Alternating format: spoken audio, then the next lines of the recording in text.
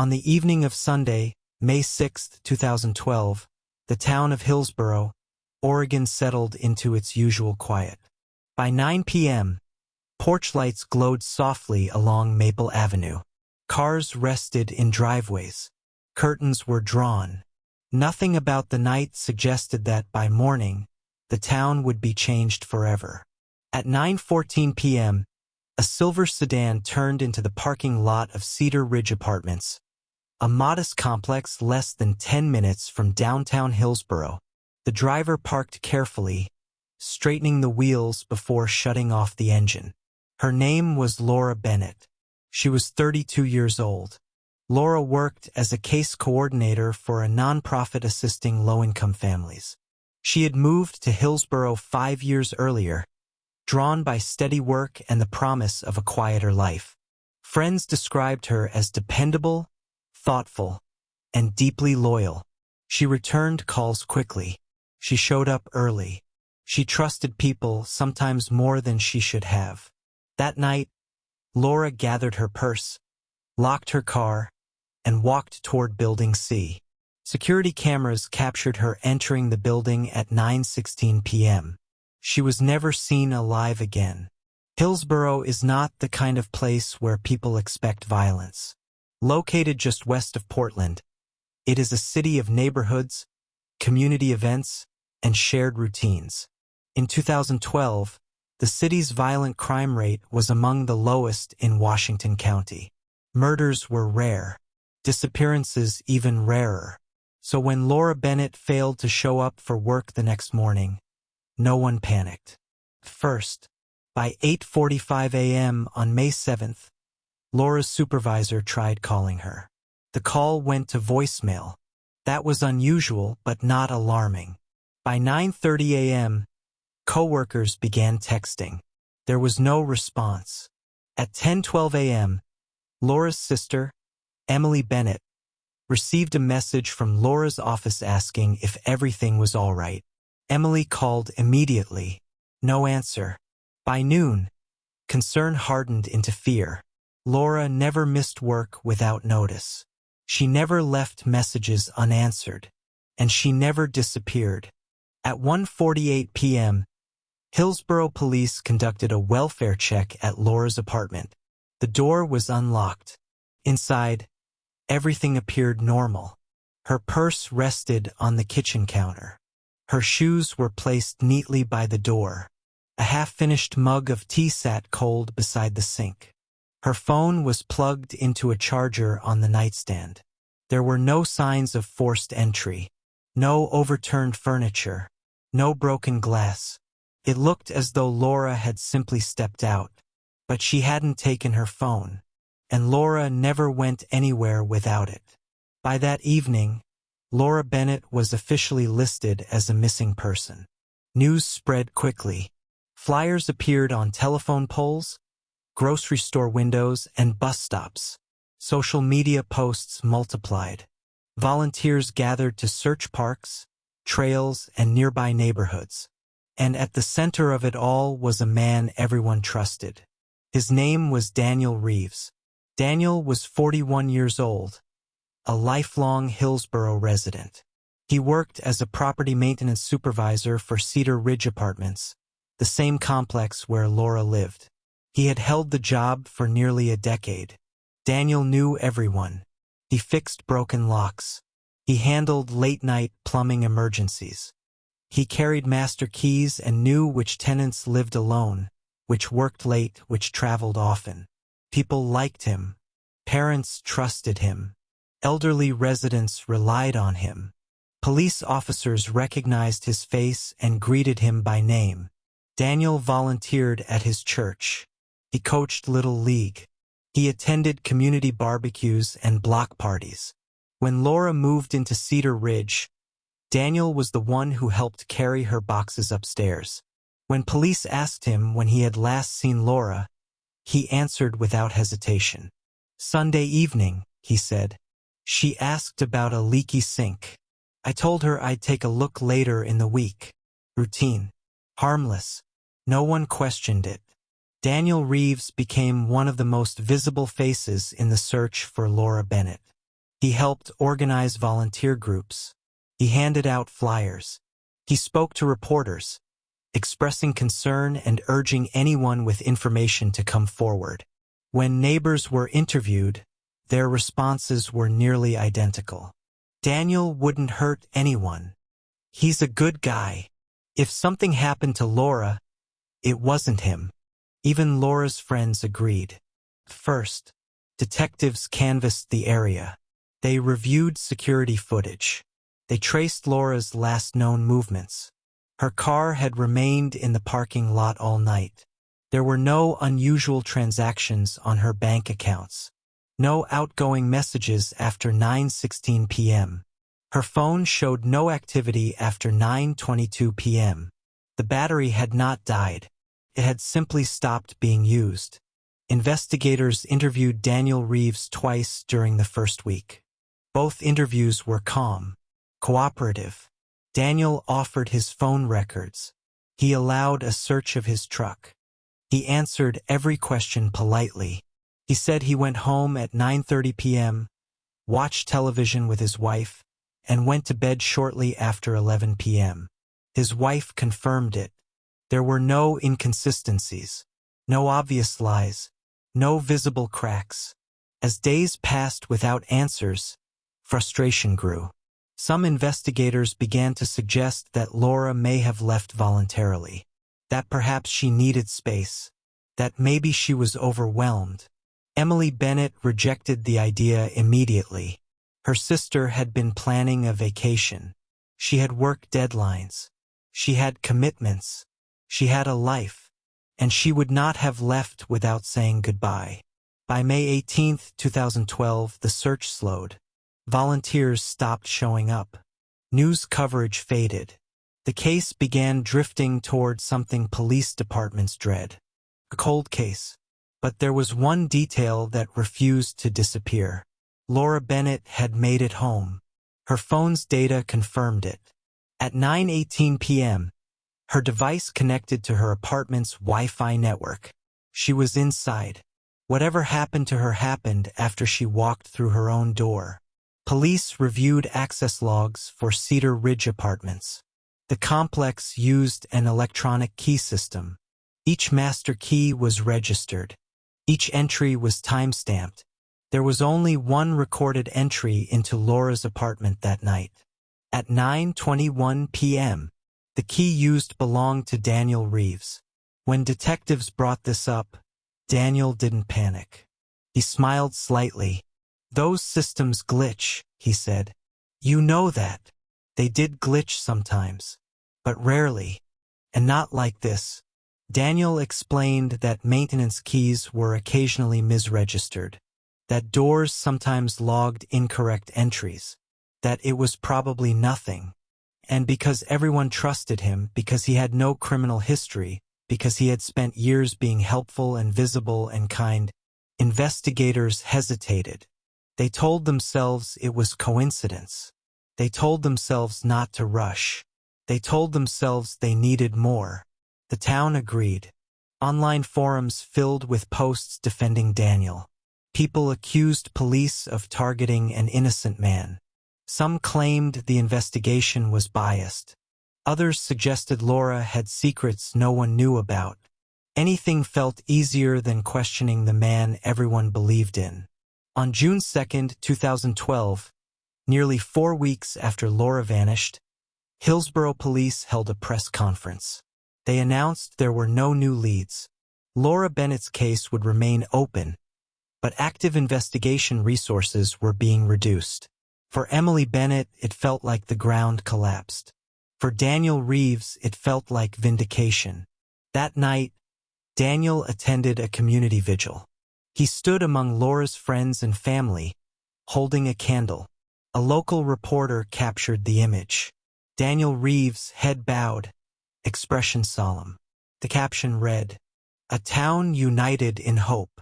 No one noticed his hands trembling. No one noticed how quickly he left. No one noticed the truth beginning to surface. Because trust, once given freely, is powerful. And when it breaks everything. By June 2012, The town of Hillsboro, Oregon had begun to move forward, even as one family remained frozen in time.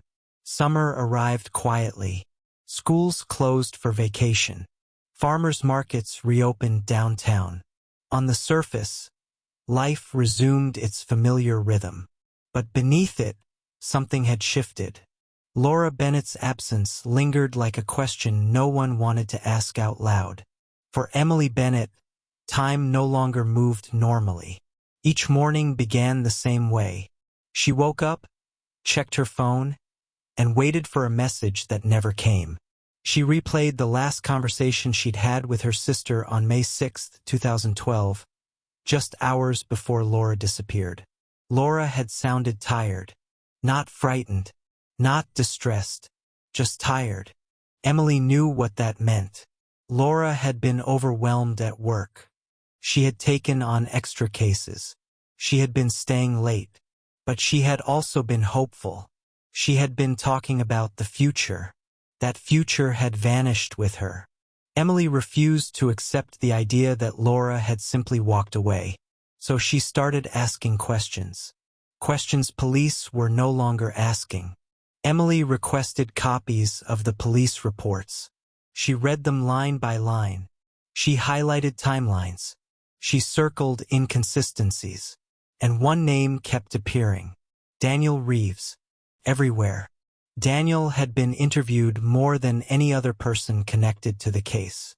Daniel had accessed Laura's apartment the night she vanished. Daniel had positioned himself at the center of the search effort. And yet, the reports framed him as helpful, cooperative, reliable. Emily felt a tightening in her chest every time she saw his name. Trust, she realized, had shaped the investigation from the very beginning. On June 14, 2012, Emily contacted a private investigator named Mark Holloway, a former Portland police detective with over 20 years of experience.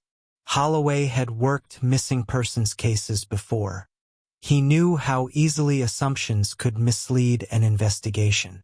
When Emily laid out the timeline, Holloway asked a single question. Who had access to her apartment? Emily didn't hesitate. Daniel Reeves. Holloway requested access to the apartment complex's maintenance logs. What he found unsettled him. Daniel Reeves had accessed Laura's unit more frequently than most others in the months leading up to her disappearance. Officially, those visits were for maintenance issues. Unofficially, no work orders had been filed for several of those entries. They weren't explained. They weren't documented. They were simply there. Holloway brought this information to Hillsboro police. At first, officers listened politely. Then they pushed back. Daniel Reeves had already been cleared. He had an alibi. He had no criminal record. He was trusted. Trust, Holloway knew, was not evidence. On July 3, 2012, Holloway requested phone records. Laura's phone history showed something police had overlooked. In the 3 weeks before her disappearance, Laura had made multiple short calls late at night. Always to the same number, Daniel Reeves' personal phone. The calls were brief, never longer than 2 minutes, always initiated by Laura, and always between 9 p.m. and 10:30 p.m. When Holloway asked Emily if Laura had ever mentioned Daniel outside of maintenance issues, Emily hesitated. Then she remembered something. 2 weeks before Laura vanished, she had mentioned feeling uncomfortable. Not scared, just uneasy. There's someone at my building, Laura had said. He's always around. Emily had brushed it off at the time. Now it echoed differently.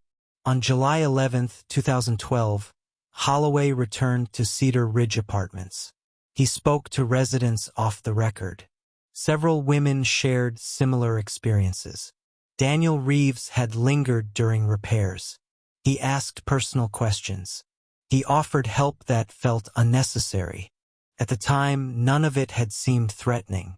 Now, in hindsight, it felt wrong. One resident, who asked not to be named, described an encounter from April 2012. Daniel had entered her apartment to fix a sink. He stayed nearly an hour. He talked about loneliness, about marriage troubles, about trust. She remembered how carefully he watched her reactions. Holloway documented everything. Patterns were emerging. On August 2, 2012, Hillsborough police received Holloway's findings. This time, the response was different. Not dismissive, not confident, uneasy. Detectives reopened key aspects of the investigation. They reviewed Laura's phone data again. They re-examined access logs. They requested a forensic audit of the electronic key system. It matched Daniel Reeves. The evidence was mounting, but investigators needed more. They needed intent. They needed motive. They needed to understand who Daniel Reeves really was. Detectives subpoenaed Daniel's computer records. What they uncovered changed the case entirely. In the months leading up to Laura's disappearance, Daniel had conducted extensive internet searches, missing persons cases, methods of restraint, how to disable a phone without powering it off, how long electronic key systems retained access data, how decomposition progressed in controlled environments. These searches weren't random. They weren't curiosity. They were preparation. On September 19, 2012, detectives confronted Daniel Reeves with the digital evidence. For the first time, he did not deny knowledge. He simply stared at the table, silent, motionless. The interview room felt smaller, the air heavier. Trust had evaporated completely. Daniel finally spoke after nearly 8 minutes of silence. "I never meant for it to go that far." The words landed softly, but they detonated. Investigators pressed him. What did he mean? How far was that far? Daniel leaned back, exhaled, and began to talk. He said he had felt lonely, ignored, invisible. He said Laura had been kind to him, that she listened, that she trusted him. He said it felt like connection. What he described was obsession. Daniel admitted he had entered Laura's apartment that night using his master key. He said she was surprised but not afraid. He said they talked. He said she asked him to leave. He said he panicked. What followed was disjointed, defensive, minimizing. He claimed it was an accident, that he hadn't intended to hurt her, that he just wanted her to stay. But the evidence contradicted him. The planning, the searches, the second key entry, the disposal, none of it was accidental. When detectives asked why he had hidden her body, Daniel said nothing. He stared at the wall, and finally whispered, "Because I knew no one would believe it was me." That belief had protected him, until it didn't. Daniel Reeves was formally charged on September 21, 2012, with second-degree murder, abuse of a corpse, and tampering with evidence. The charges sent shockwaves through Hillsborough. People who had known him for years struggled to reconcile the man they trusted with the man now described in court documents. Laura Bennett's family sat in the front row during the arraignment. Emily Bennett did not look at Daniel. She didn't need to. The answers she had fought for were finally coming. As the case moved toward trial, prosecutors uncovered another disturbing layer. Daniel Reeves had not chosen Laura randomly. She fit a pattern. Over the previous decade, there had been 3 unsolved disappearances in nearby counties.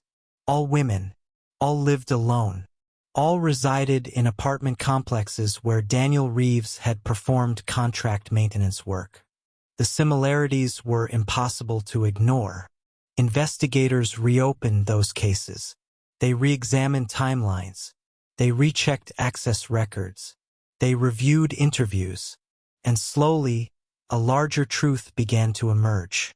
Daniel Reeves had been hiding in plain sight for years, protected by familiarity, shielded by trust, enabled by access.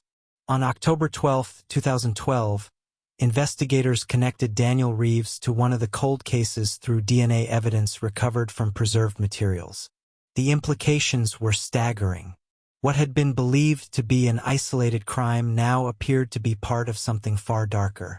Prosecutors amended the charges. The case expanded. The narrative shifted.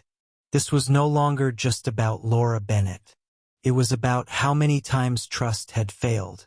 The town of Hillsborough reeled. Community leaders issued statements. Churches held emergency meetings. Residents questioned their assumptions, their memories, their instincts. People replayed interactions with Daniel Reeves in their minds. The smiles, the favors, the moments that had seemed harmless, now tainted. On November 3, 2012, Daniel Reeves entered a plea of not guilty. The courtroom gasped. His defense argued insufficient evidence, circumstantial data, emotional bias, but the prosecution had something stronger, something undeniable. On November 15, 2012, forensic analysts completed a final examination of Laura Bennett's phone. They discovered deleted system logs, logs that showed manual interference. At 9:24 p.m. on May 6, 2012, Laura's phone had been placed into airplane mode, not accidentally, intentionally. The person who had done it knew exactly where to tap. When investigators demonstrated this in court, jurors leaned forward. The silence was absolute. This was control. This was knowledge. This was intent. Daniel Reeves had believed technology would protect him, that trust would shield him, that no one would look too closely. He was wrong. As the trial approached, Hillsborough prepared itself for the truth. A truth that would not be easy. A truth that would force a reckoning. Because when trust is broken once, it damages relationships. But when trust is broken repeatedly, it reshapes an entire community. And the hardest part was yet to come. On the morning of January 14, 2013, a line began forming outside the Washington County Courthouse in Hillsborough, Oregon, before sunrise. By 6:45 a.m., television vans were parked along Main Street. Satellite dishes extended upward like metal antennae searching for signal. Reporters rehearsed their opening lines while producers scanned the crowd for familiar faces. This was not just a murder trial. This was a reckoning. At 8:17 a.m., Daniel Reeves was escorted into the courtroom wearing a gray suit, hands cuffed at his waist. He looked smaller than many remembered, thinner, more fragile. But the calm was still there. The same calm that had once made people trust him without question. Laura Bennett's family entered moments later. Emily Bennett walked slowly, supported by her father. Her expression was steady, but her hands trembled. She had waited more than 8 months for this moment. 8 months of unanswered questions. 8 months of imagining what Laura's final moments must have been like. Now, she was here to face the man responsible. Jury selection took 3 days. Nearly every potential juror had heard of the case. Many had opinions. Some had defended Daniel Reeves publicly. Others had already decided his guilt. Finding impartiality in a town this small was nearly impossible. On January 17, 2013, 12 jurors and 4 alternates were finally sworn in. The trial began. The prosecution's opening statement was deliberate, measured, unemotional. They did not need theatrics. The facts spoke loudly enough. They laid out the timeline, the access logs, the phone records, the fibers, the DNA, the internet searches. They described a man who used his position to gain trust, his access to control, and his familiarity to hide. This case, the prosecutor said, is not about a moment of rage. It is about preparation. It is about entitlement. And it is about a trust that was weaponized. The defense took a different approach. They painted Daniel Reeves as flawed but human, lonely, misunderstood. They argued the evidence was circumstantial. They questioned the reliability of digital logs. They suggested coercion during interrogation. They hinted that Laura Bennett's death may have been accidental. The courtroom listened, but belief was harder to sell than doubt. Over the next 4 weeks, witnesses took the stand one by one.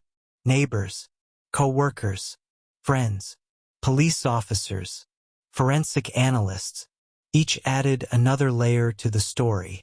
One of the most devastating testimonies came from a former Cedar Ridge resident named Karen Morales. She described an encounter from 2010. Daniel Reeves had entered her apartment to fix a faulty outlet. He lingered. He asked questions that felt personal. He stood too close. She told the jury she had felt uncomfortable but dismissed it at the time. "He was trusted," she said. "So I trusted my fear less than I trusted him." The jury listened intently. Trust again. Emily Bennett testified on February 6, 2013. Her voice was steady but quiet. She spoke about Laura's habits, her reliability, her kindness. She described the phone calls that went unanswered, the moment she realized something was wrong, the months of waiting. "I trusted him," Emily said, gesturing toward Daniel without looking at him. "We all did. And that trust cost my sister her life." Daniel Reeves did not react. He did not look at her. He stared straight ahead. Forensic experts explained how Laura's phone had been manipulated. They demonstrated airplane mode activation. They explained how someone familiar with smartphones could disable communication without raising alarms. The jury watched as timestamps appeared on a screen. 9:24 p.m. The moment Laura's world went silent.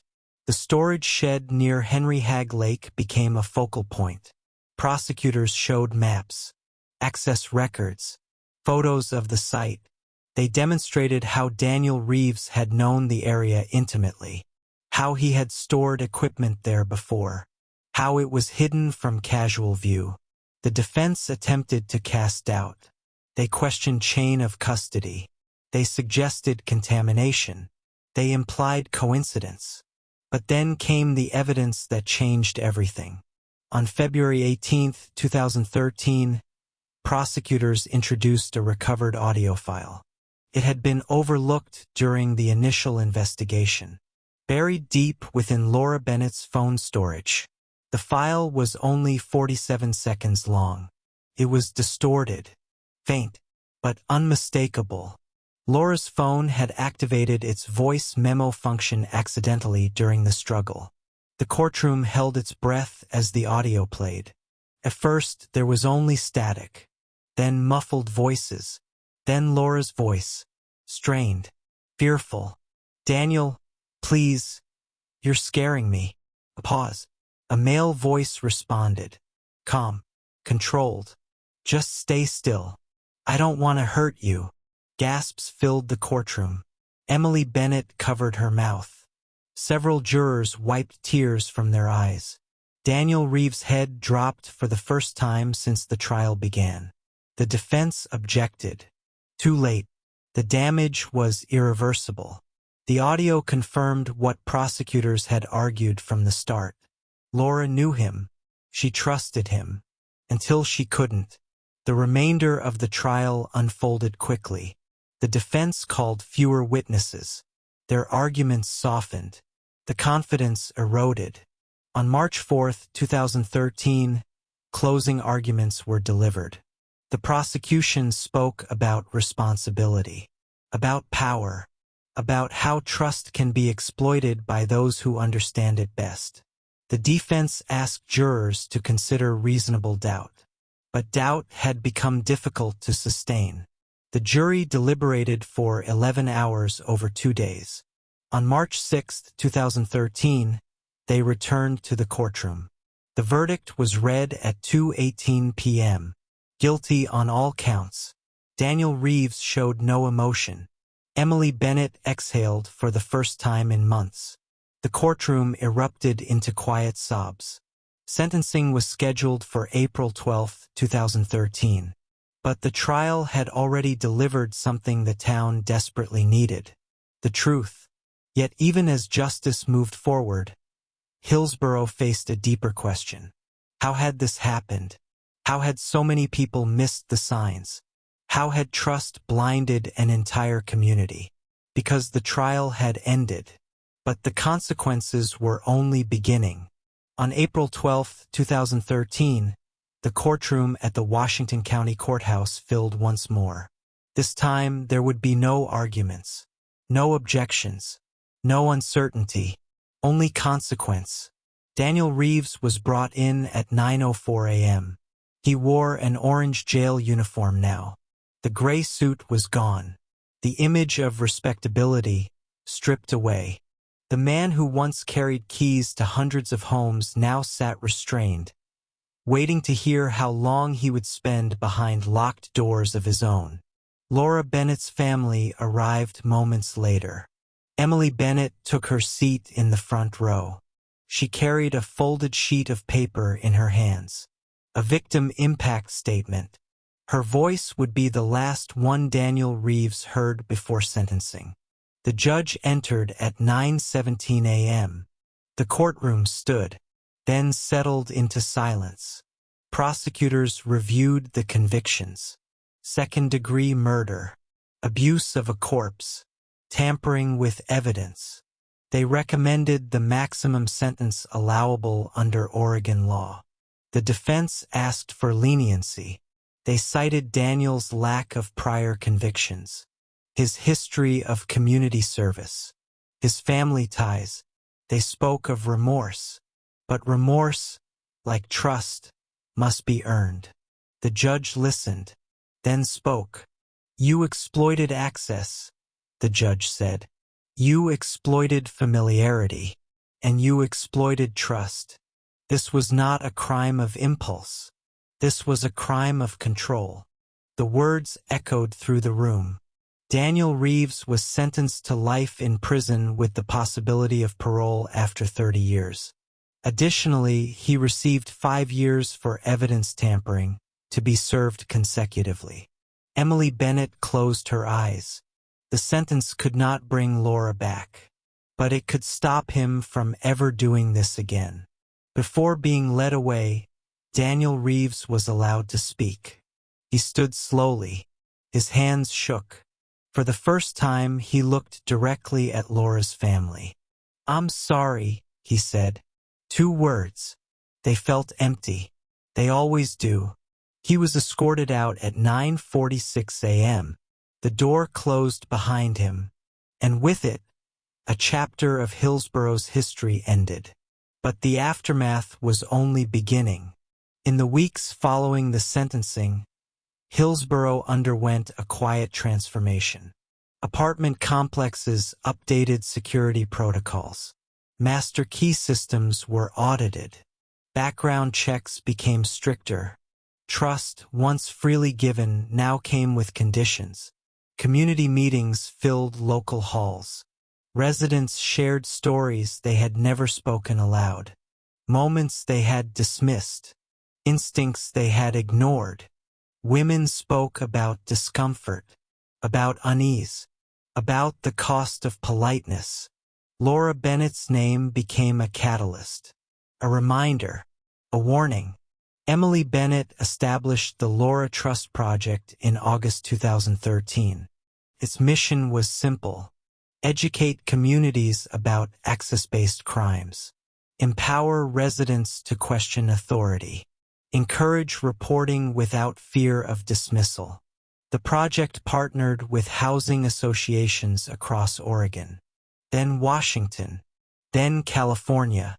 Laura's story traveled further than she ever had. Meanwhile, investigators continued reviewing cold cases linked to Daniel Reeves. One additional disappearance from 2006 was formally closed. Another from 2008 remained unresolved, but evidence suggested involvement. The pattern was undeniable. Daniel Reeves would never admit to those crimes. He didn't need to. The evidence spoke loudly enough.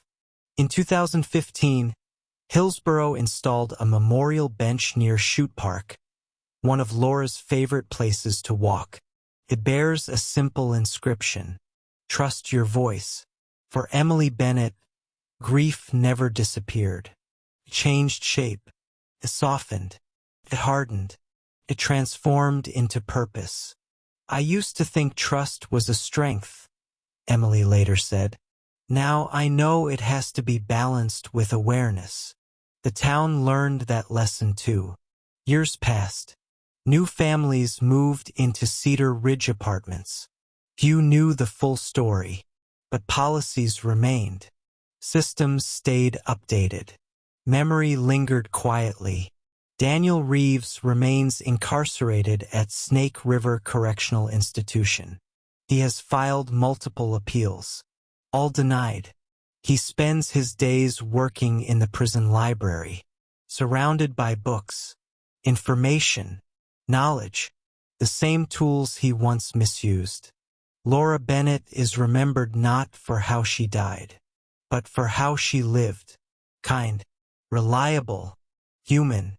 True crime stories often end with arrests, with verdicts, with sentences.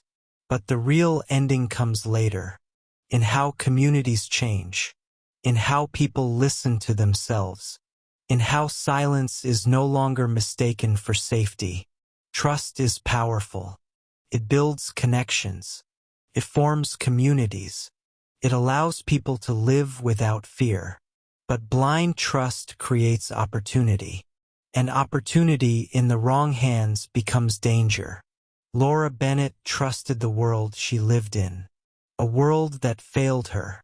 But her story reshaped that world.